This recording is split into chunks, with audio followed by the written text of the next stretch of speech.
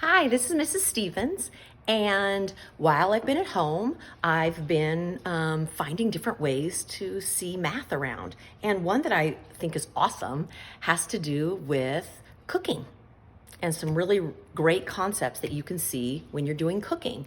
I want to thank Mrs. Conley for helping me with this. She's a third grade teacher and she had some great ideas to support me doing this. So the first thing I needed to do was measure different ingredients I was going to use while I was making my cake. So the first thing I want you to see is the cups. I was told I need to have a cup. It said use a cup of milk.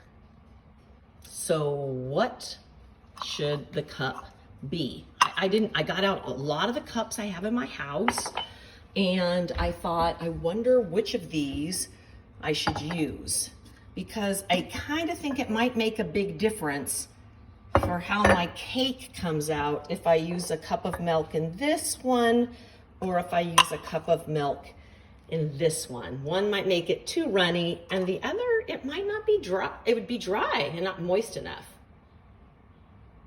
So why does it matter? Do we all have the exact same sizes of cups in our house? I don't think so.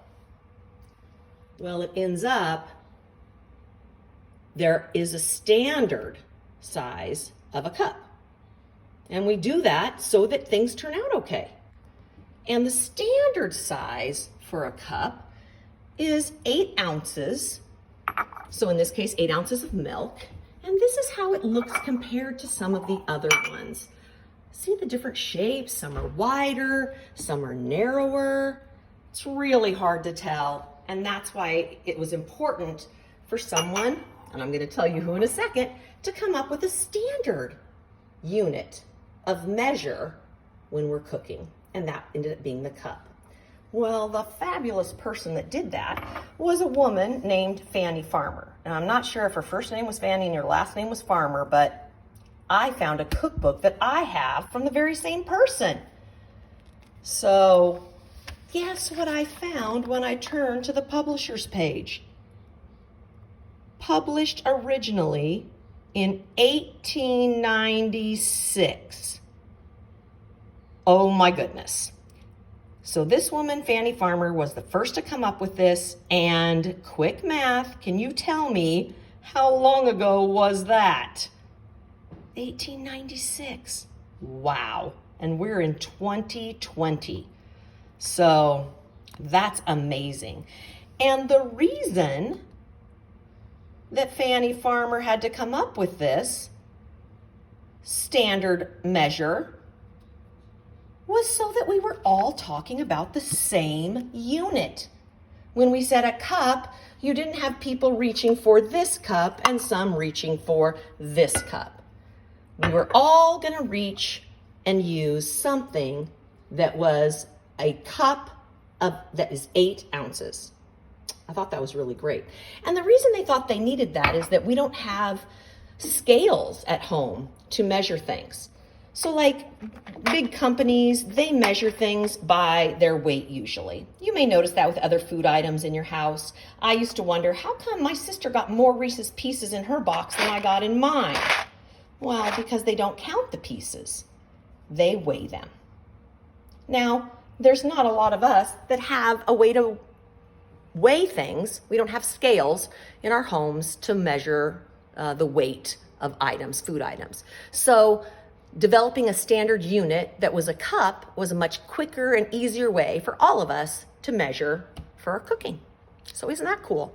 Now, the other thing that I was told I needed were tablespoons and teaspoons. Okay, so I pulled out different spoons in my house. I have this darling spoon I got when I was traveling. It's really cute. I use it to stir my coffee sometimes. This kind of spoon is a plastic spoon. I use these on picnics and sometimes for my lunch. This is a wooden spoon. Then this is a humongous spoon. I don't know what it's called. And then this spoon, what the heck is that? I don't know. But anyway, I had the same feeling about these spoons as I did about those cups. So, guess what? there are standard units that we use to measure this size. And this is how they compare to them. About the same length, you can see, but very different in how shallow. See how shallow that is? Not very deep. And then this one, look at that, so that you can measure things. Now look at these closely. I saw something on here that I thought was pretty cool. Remember how we said a cup was 8 ounces? Well, here you can see that a teaspoon is 5 milliliters and a tablespoon is 15 milliliters. I wonder what fraction of a teaspoon is in a tablespoon. Or how many teaspoons to make a tablespoon? Something you might want to think about. Well, it turns out the history behind this is quite fascinating too. Thank you, Mrs. Conley, for looking that up. But tablespoons were also developed by our friend Fanny Farmer. And the word table, because it was usually the size that you would have at the table to serve things with. So that's interesting. The teaspoon had a little different history of where it came from. The teaspoon came from tea, and it was actually used as the correct amount to measure so that you got the right amount of tea in your hot water for tea, right? Well, you know what's interesting? Nowadays, we have that already pre-measured out in a tea bag. So I just opened one of these, and this is what's inside, a tea bag to give you the right amount of tea. There are still places where they actually measure the amount of tea right using this same tool, which I thought was really cool. So this lesson turned out to be important because I know I need a standard unit that I'm going to use for measuring so that I make sure that everything turns out right and tastes right like it's supposed to.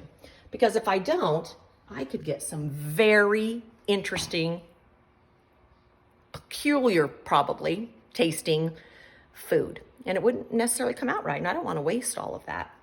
So I think it was a really good idea to make sure I knew what the standard units were. And you know what I learned today? I didn't know where we came up with those, but I think it's really cool that someone came up with that. And the other thing we realized is the whole or the unit matters. It's pretty important. For example, we talked about it. If I said that you could have a half of a cup of hot chocolate. Well, is a half a cup of hot chocolate here or the same as here? What if I said you could have a half a cup of hot chocolate? Okay?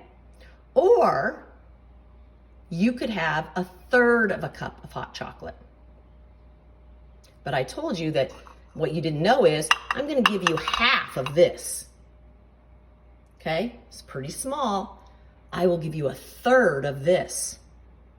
Probably you want a third, even though we think thirds are smaller. Very interesting. I thought that was a cool thing to look at. So some things we learned about volume is how we measure the amount of space a substance takes up. And we're measuring volume when we measure cups and tablespoons. Isn't that interesting? We're not doing the weight, we're doing the volume. Unit, what are we using, and is it standard? And then how this relates to fractions is that the unit or the whole that we're talking about matters. Well, thank you so much. I can't wait. Next time we'll get into it a little bit more about our cooking, but thanks for joining me, and I'll see you next time. Bye.